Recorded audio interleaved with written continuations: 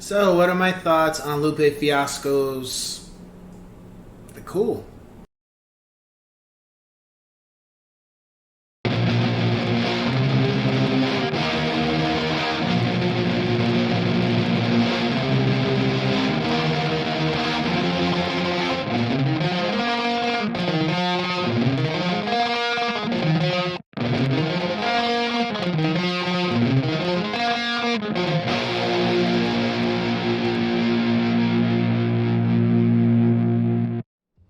What's going on, ladies and gents in Cyberland? I'm coming back to you with another album review. This time we're moving on to Lupe Fiasco's second album.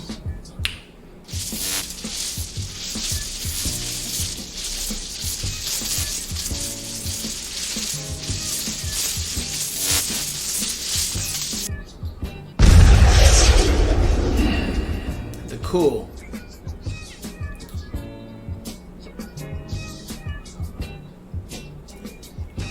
So, Lupe had mentioned at some point after Food and Liquor, like it was still out, but it was doing okay. And he had mentioned that one of the songs on the album called The Coolest was kind of like what transpired for the character from The Cool, which is so technically The Coolest is the end result, but The Cool is the story of what happens to the character that ends up in The Coolest. And the album is just a very informative way of these are the things that happen when you choose the life that is negative, not positive. You're more prone to be susceptible to violence, drugs, crime, prison, or death. And that's pretty much what the album consists of. And with the character protagonist, because I don't want to say antagonist, I'd say maybe anti-hero, he has these things pulling him in different directions. One is the game, and that's just the knowledge of being aware of your surroundings and those who might be allies that could be enemies and vice versa.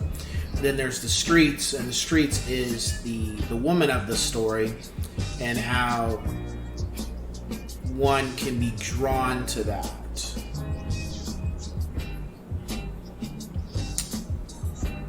And what the streets has to offer for people and why they choose to stay on it.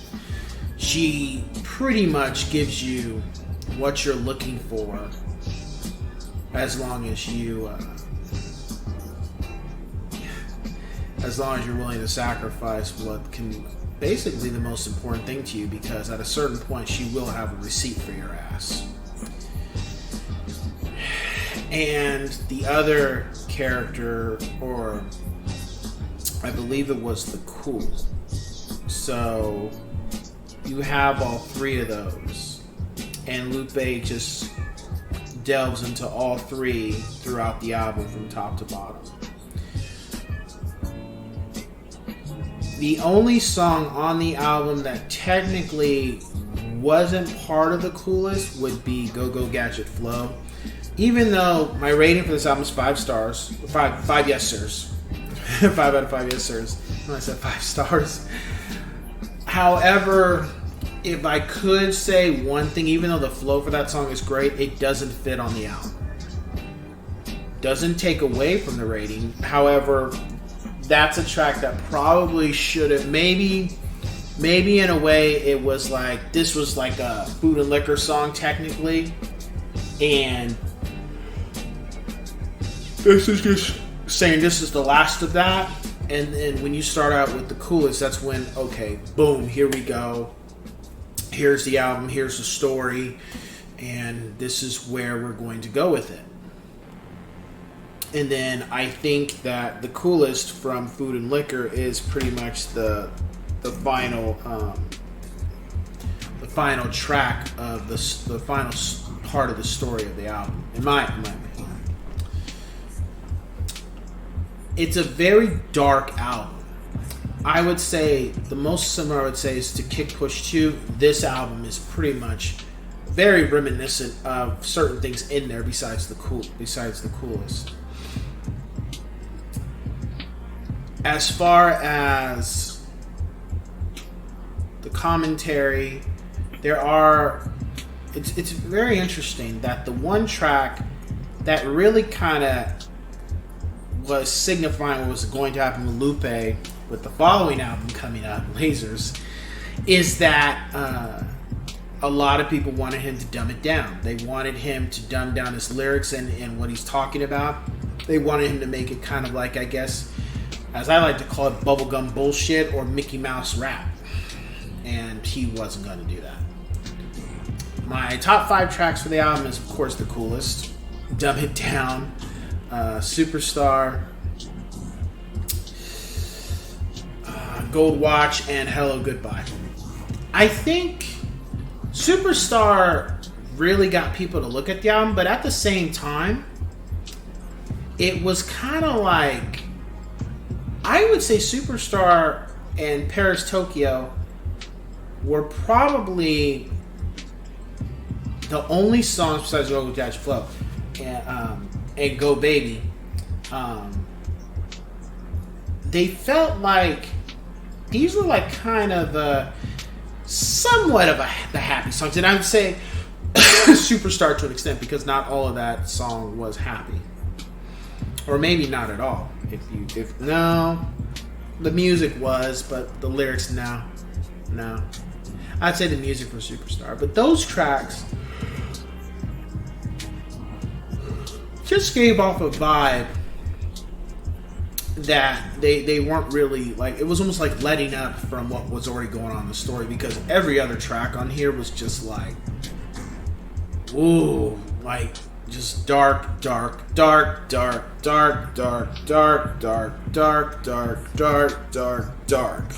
Nothing where it was just like, hey, this is feel good music, you know, you can play this in the club. Like, no. This is not the type of music that you want to play in the club. And it ain't gonna, and when you walk away, I don't know how many people are gonna feel happy. I just take it as like, hey, this is a story, this is what happens when you choose the wrong path in life, more likely, and what you can learn of what not to do. So if you haven't listened to this album, I would definitely say pick it up, listen to it. It's a classic album. Now this is where I would say I don't know if I would say this is his best album because, you know, how the public sees it, but to me it's a classic album just like Food and Liquor. Not one track on it I did not enjoy, but like I said, Go Go Gadget Flow was the only track that felt like it really didn't fit with the rest of the album because of the story content and stuff. So with that being said, let's cue the music. Her eyes glow green with the logo of our dreams, the purpose of our scene, our obscene obsession for the bling. She would be my queen, I could be her king. Together, she would make me cool, and we would both rule forever. And I would never feel pain, and never be without pleasure, ever again. And if the rain stops, and everything's dry, she would cry just so I could drink the tears from my eyes. She'd teach me how to fly, even cushion my fall if my engines ever stall and I plummet from the sky. But she would keep me high, and if I ever die, she would commission monuments on her bosom to him. Or maybe she retire as well. A match made in heaven, set the fires in hell, and I'll be the coolest nigga, what? The coolest nigga, what? The coolest nigga, what? The coolest nigga, what? The coolest nigga, what? The coolest nigga, what? The coolest nigga, what? The coolest nigga, what? Lord, please have sympathy and forgive my cool young history as the coolest nigga, what? The coolest nigga, what? The coolest nigga.